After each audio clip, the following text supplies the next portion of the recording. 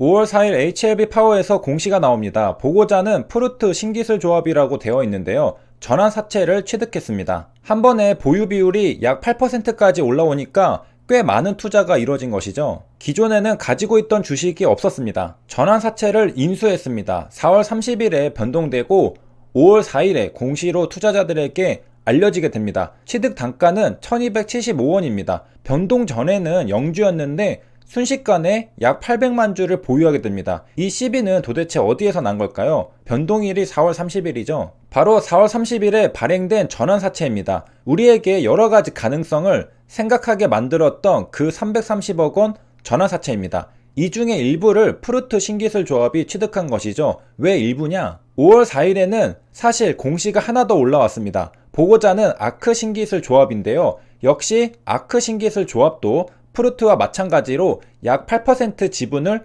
취득했다고 공시가 나옵니다. 전환사채를 취득했기 때문이죠. 푸르트와 아크는 조합이라는 이름으로 베일에 가려져 있기 때문에 진짜 주인은 누구인지 알 길이 없습니다. 흥미로운 인물이 주인이지 않을까 생각해 볼 수 있는데요. 아크의 구체적인 사항에도 사람의 이름은 등장하지 않습니다. 꽁꽁 쌓여 있죠. 최대 주주는 10% 지분을 가지고 있는 이스트게이트 인베스트먼트입니다. 알맹이를 깠는데 사람이 아니라 또 법인이 나왔습니다. 계속 알맹이를 까다 보면 결국 진짜 주인이 나올 텐데 공시에서는 거기까지 확인할 길이 없죠. 아무튼 아크도 푸르트와 마찬가지로 4월 30일에 변동되었습니다. 그리고 12인수를 통해 약 800만 주를 취득했고요. 취득 단가는 똑같이 1275원입니다. 푸르트와 아크는 정확히 똑같은 금액으로 투자가 들어간 것으로 보입니다. 똑같이 784만 3137주가 딱 떨어지기 때문입니다. 취득 단가인 1275원은 4월 28일 전환사채 발행 결정 공시를 가면 확인할 수 있습니다.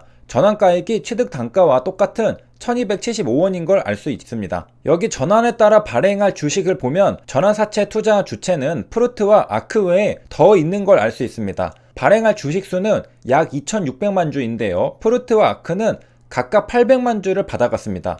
그러니까 약 1000만 주가 빕니다. 이 1000만 주는 또 다른 주체가 가져갔고 공시에 나오지 않을 만큼 분할해서 가져갔다는 결론이 나오게 됩니다. 푸르트와 아크는 지분이 5%가 넘어가기 때문에 둘 다 공시가 나온 것이죠. 그렇다면 나머지 1000만 주는 5% 지분이 넘지 않게 쪼개져서 각 주체에게 할당된 것입니다. 밑에 주식 총수 대비 비율로도 볼 수 있는데 푸르트와 아크는 각각 약 8% 지분을 확보하게 되는데요. 합치면 16%죠. 나머지 약 12%는 다른 주체가 나눠 가져간 겁니다. 사실 이렇게 어렵게 추론할 필요 없이 전환사채 공시에는 그 주체들을 볼 수 있습니다. 여기 주르륵 있죠? 총 15명입니다. 대부분 HLB 파워에게 우호적인 사람들이라는 걸 알 수 있습니다. 그러니까 돈을 넣고 투자를 했겠죠. HLB는 이 공시 하나만으로도 내 편이 이렇게 많다는 걸 보여줍니다. 이 중에 눈에 띄는 한 분이 있습니다. 이훈학이라는 분인데요. 약 30억 원을 투자했습니다. 제가 왜 기억하냐면 4월 27일에 넥스트 사이언스 공시에서 본 적이 있기 때문입니다.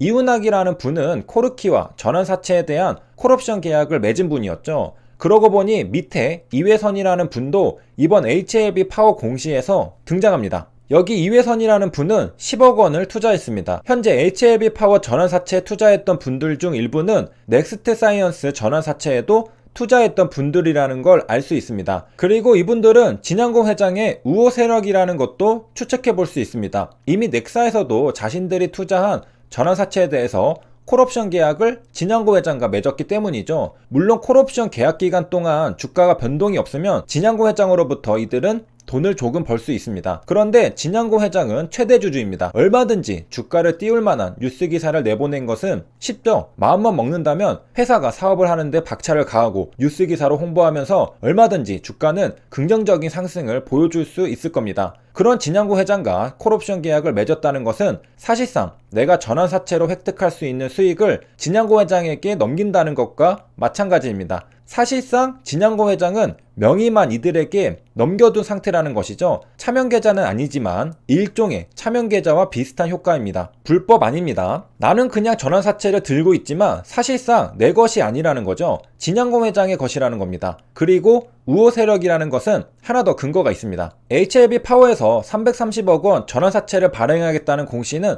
4월 26일에 처음 나왔습니다. 그리고 넥스트 사이언스의 콜옵션 권리 행사는 4월 27일에 공시가 나왔습니다. 여기에서 주목해야 할 점은 보고 의무 발생일은 4월 26일이라는 겁니다. 콜옵션 권리 행사를 한 것은 4월 26일이라는 것이죠. 참고로 코르키는 진양고 회장이 100% 지분을 가지고 있는 법인입니다. 코르키는 진양고 회장의 지분이다 생각하면 됩니다. 그러니까 이훈학, 이회선이라는 분은 HLB 그룹의 일정에 착착 발맞춰 함께 나가는 분들이라는 것이죠. 정리하면 이렇습니다. 4월 26일 같은 날에 모든 것이 이뤄졌습니다. 넥사에서는 진양고 회장이 이훈학, 이회선이라는 분들로부터 전환사채 콜옵션을 행사합니다. 그리고 동시에 HLB 파워에서는 330억 원 전환사채 발행 결정 공시가 나옵니다. 여기에서 알 수 있는 사실은 여러 가지가 있는데요. 아까 봤듯이 이들은 진양고 회장의 우호 세력이라는 겁니다. 왜냐하면 투자자 입장에서는 전환사채 투자했는데 보통 전환사채를 투자하는 투자자 입장에서는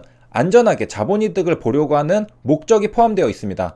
왜냐하면 전환사채 자체만으로는 이자가 작거든요. 혹시나 주가가 오르면 주식으로 전환해서 큰 수익을 볼 수가 있습니다. 그런데 진양고 회장과 콜옵션 계약을 맺은 바람에 이번에 엄청난 상승이 있던 넥사의 수익은 전부 진양고 회장에게 넘겨버렸습니다. 진양고 회장이 콜옵션을 행사하면서 가져갔다고 봐야 하겠죠. 자칫 삐질 수도 있는데요. 그게 아닙니다. 곧장 HLB 파워 330억 전환사채에 또 돈을 넣습니다. 잘하면 이들은 넥사에서 그랬던 것처럼 HLB 파워에서도 또 진양고 회장과 콜옵션 계약을 맺을지도 모르겠습니다. 한 가지 확실한 건 진양고 회장과 굉장히 가까운 사이들이라는 겁니다. 만약 넥사처럼 콜옵션 계약을 맺게 되면요, 엘파에서도 현재 이훈학과 이회선의 주식은 진양고 회장의 지분이라고 봐야 합니다. 우호 세력이니까 진양고 회장 것으로 보나 안 보나 회사를 운영하는 데는 큰 영향은 없겠지만요, 넥사나 엘제가 진양고 회장이 지분을 인수했다는 소식에 급등했던 것을 보면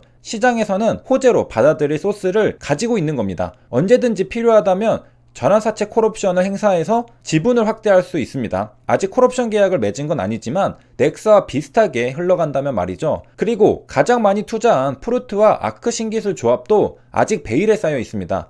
누구인지 모르는 것이죠. 둘 다 각각 100억 원씩 총 200억 원을 투자했습니다. 여러 가지 생각을 해볼 수 있는데 코르키처럼 진양고 회장이 포함되어 있는 게 아닐까 추측해 볼 수도 있고요. 단지 우호 세력이라고 볼 수도 있습니다. 세 줄 요약입니다. 4월 26일 넥스트 사이언스와 HLB 파워 두 곳에서 동시에 일이 벌어졌는데요. 넥사에서는 진양고 회장이 이훈학과 이회선이라는 분으로부터 전환사채 콜옵션을 행사했습니다. 그리고 HLB 파워는 330억 원 전환사채 발행 결정 공시가 나왔습니다. 그런데 여기에도 이훈학과 이회선이라는 분이 돈을 넣었습니다. 넥사의 전환사채는 진양고 회장에게 넘기고 엘파에서 새롭게 전환사채 투자가 들어갔습니다. 진양고 회장과 굉장히 친한 분들이 있고 우호 세력이라는 것을 알 수 있습니다. 혹시 여러분들은 이와 관련하여 재미있는 생각들이 있으신가요? 댓글로 알려주세요. 여기까지 시청해주셔서 감사합니다.